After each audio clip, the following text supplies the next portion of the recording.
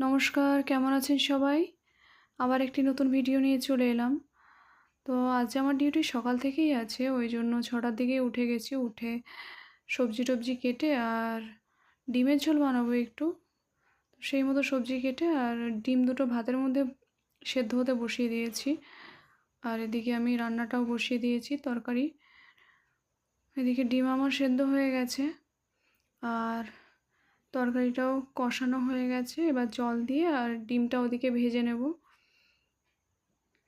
শুনলাম রাতের দিকে শিলাবৃষ্টি হবে, তো ঘরে তো সবজি সেরকম কিছু নেই। দেখি দুপুরে আসার সময় যদি নিয়ে আসতে পারি একটু। আর ভাবছি মাছ নিয়ে আসবো, মাছটা সন্ধেবেলাতেই নিয়ে আসতে হবে, রাতে আসার সময়, সন্ধ্যাবেলায় বলছি, সরি, তখনই নিয়ে চলে আসবো।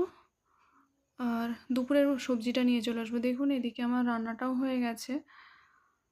তো এবার আমি ঠাকুরদাকে খেতে দিয়ে আর নিজে রেডি হয়ে নেব, কারণ একটু তাড়াতাড়ি করে গুছিয়ে নিতে হবে, কারণ আমার একটু লেটও হয়ে গেছে। তো এখনকার মতো এই পর্যন্ত। থ্যাংক ইউ সবাইকে শেষ পর্যন্ত দেখার জন্য।